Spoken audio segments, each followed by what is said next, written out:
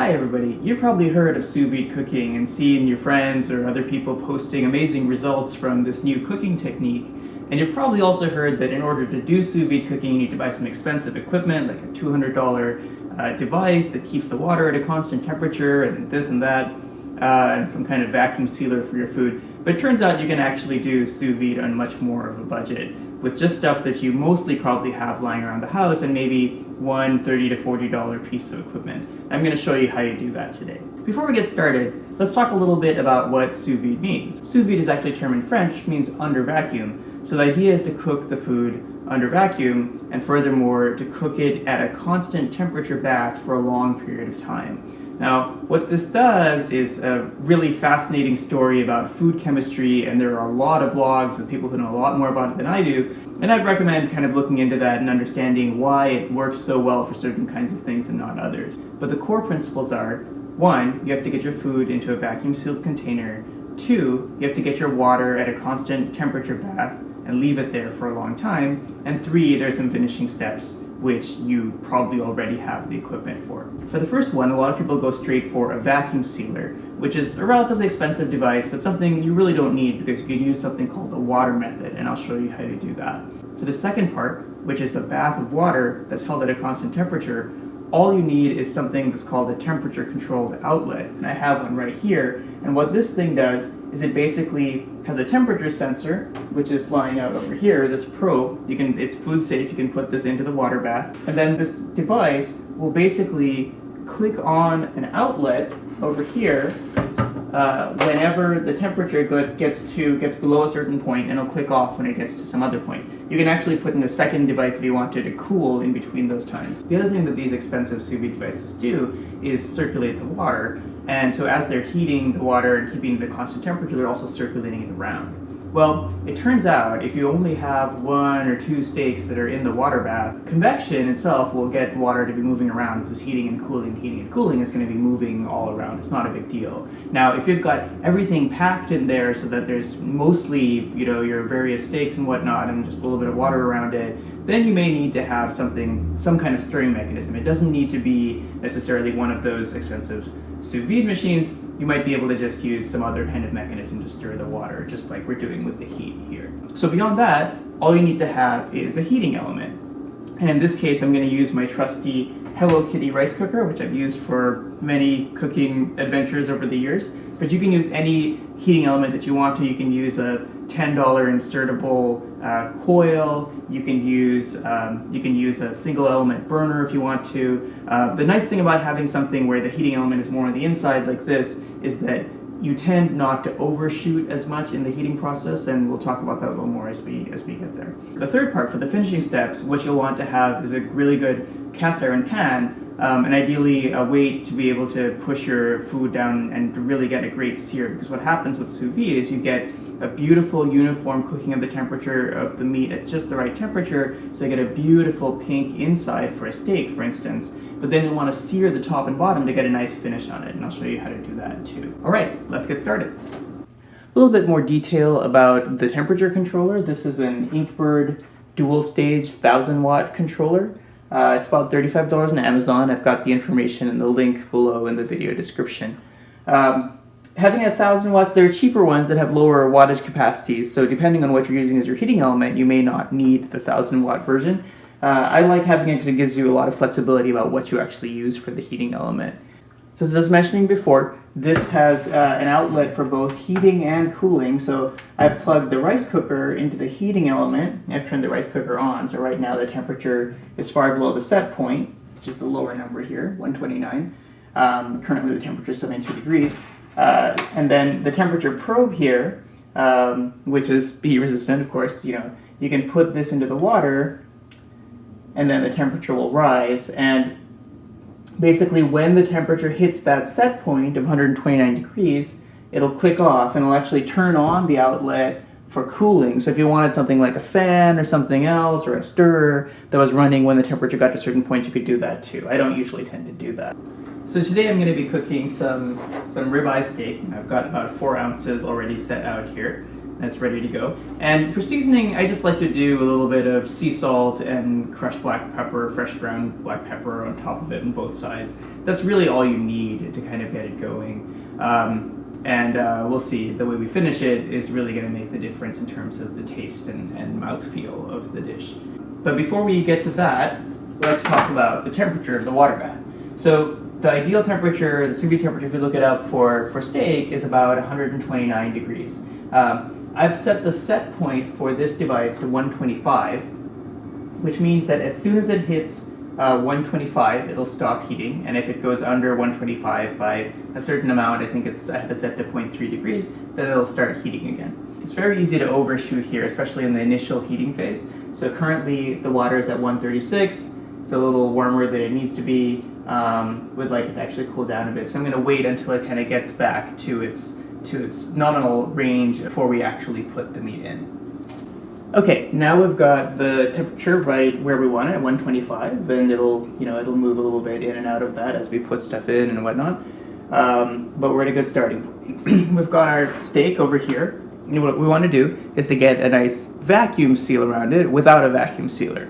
So the way we do that is we take an ordinary Ziploc bag like this, and I like to do what I learned from my friends at the grocery store. To keep your hands clean and not have to wash them a million times. You turn the bag inside out like a glove, like this, and you grab on the meat in the dimension that you want it to kind of end up inside the bag, and then turn the bag over like this.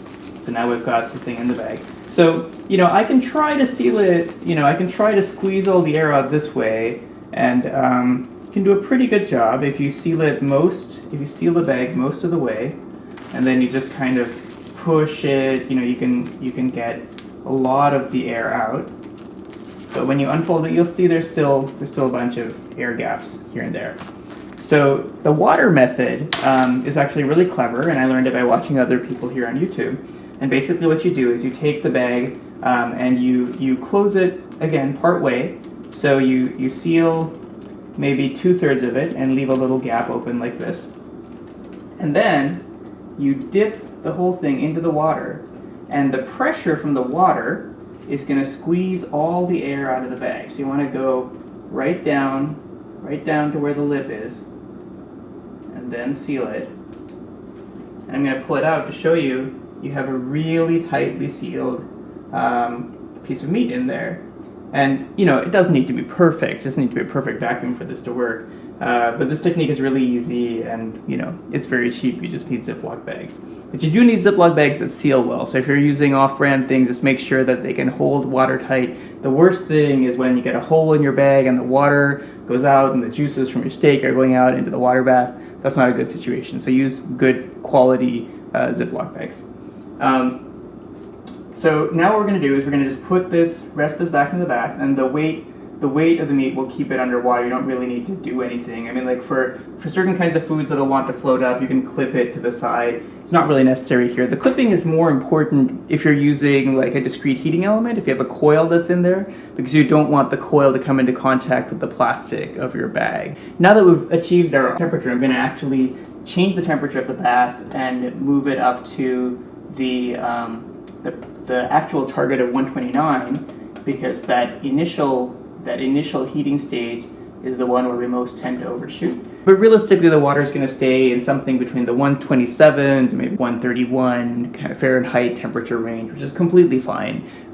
There are some foods that are really sensitive to keeping the temperature just so, but within that range, you're not going to see much of a difference. So this is going to sit in that bath for an hour, so we'll come back when the hour is through and do the finishing steps.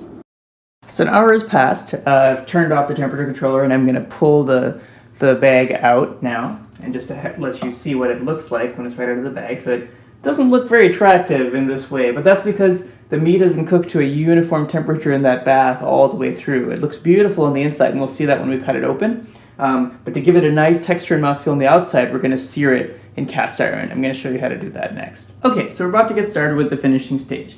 There's a few different tools I'm using here, which you may have around the house, but they're really useful None of them are very expensive. I just want to take you through them first. The first is having a good solid cast iron pan. This is actually a pan with grill lines in it.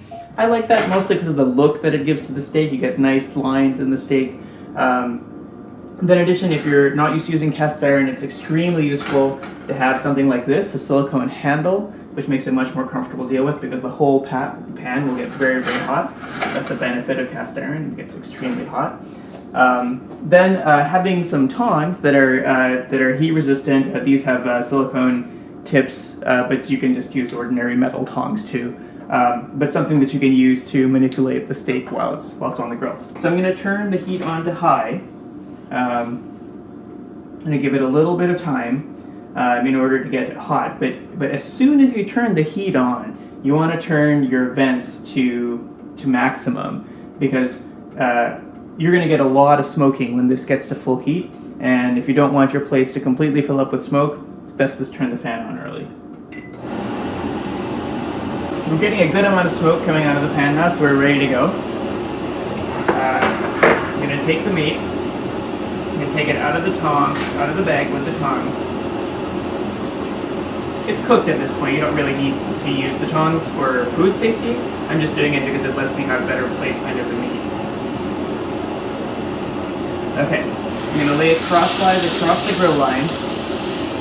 And the last tool that's very useful here is this cast iron weight, which really pushes the meat into the grill line. So I'm going to set the timer for 2 minutes, but I'm only going to cook it for a minute on each side. And then I'm going to use that minute in between to actually cook the edges of the steak, which is nice to give it a nice uniform finish around the whole thing. Okay, got just about a minute left, so I'm going to pull off the weight. Going to grab the meat by the side, and I'm going to push it down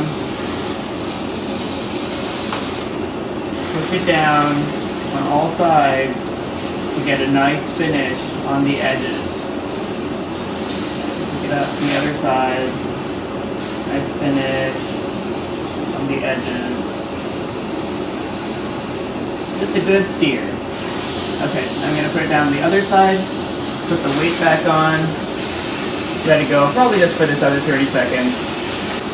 Okay, let's turn off the heat here, pull this off the grill.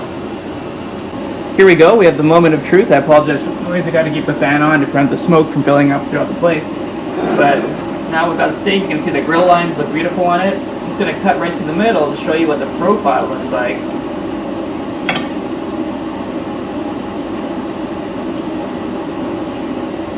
You can see the color here, got a beautiful pink color right through the center and a nice finish all around the edge. Just the kind of consistency we wanted. I'm going to take that first bite.